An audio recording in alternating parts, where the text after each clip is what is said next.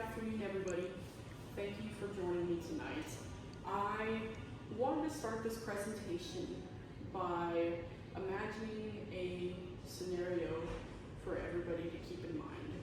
So imagine that you and all of your loved ones are sitting beyond a campfire, and as you and everybody else is taking in the beauty of the silence of the night, suddenly that silence is broken up by the sounds of leaves crunching on the floor.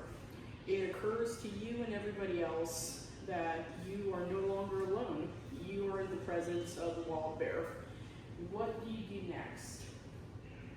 So I myself am not the expert on bears in any scenario. My knowledge for bears only goes as far as the ones that I have seen at the zoo.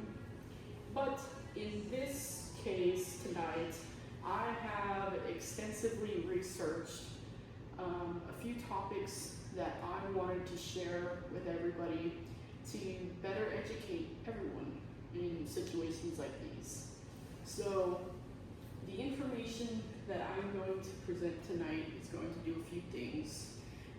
It is going to tell you what to do if you do have an encounter with a bear. It is going to tell you what to do in the scenario of a bear attack, and it's also going to share with you how to prevent situations like these from happening entirely. So let's begin.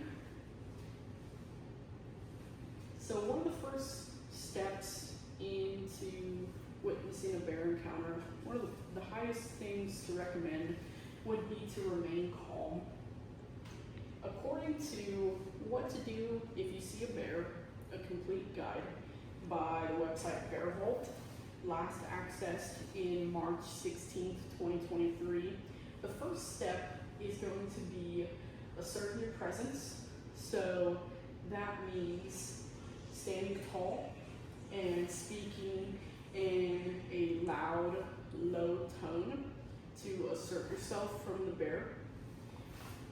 There's going to be two scenarios if you see a bear in the wild.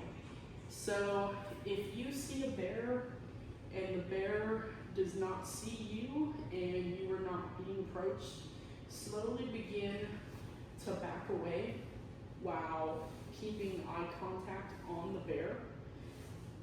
Slowly and slowly move away until you are in an area that is safe and away from the bear. If you do find yourself in an encounter with a bear where you see the bear and the bear sees you, do not move. Do not move. Moving could potentially make the bear want to follow you.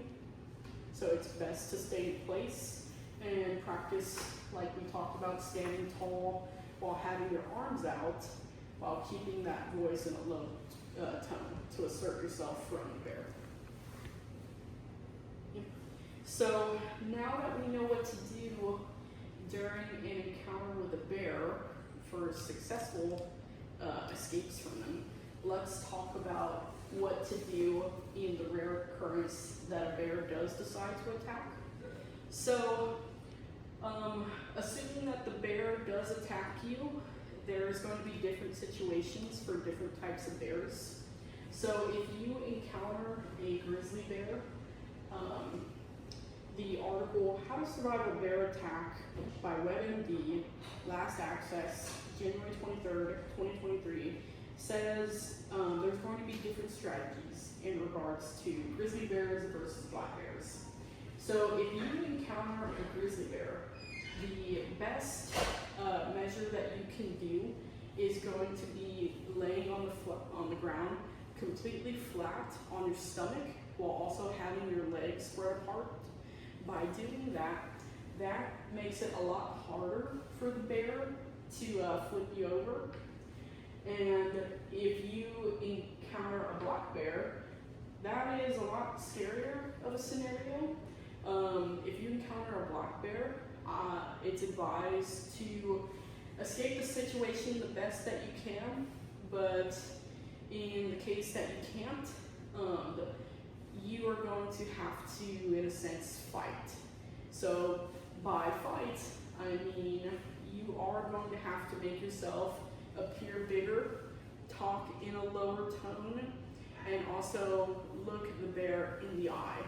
Most bears do not want to fight, and by looking them in the eye and asserting yourself in that way, you have a great chance of having the bear want to flee from that scenario of a fight.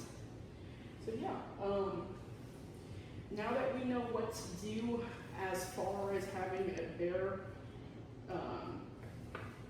maybe attack you, let's talk about what we can do to prevent situations like those entirely. So, stated in 14 crucial do's and don'ts if you ever encounter a bear by the website Exploring Animals, last access March 12, 2025. It's going to be best to travel in groups. So for bears, they are far more likely to attack somebody if it is one person rather than a group itself.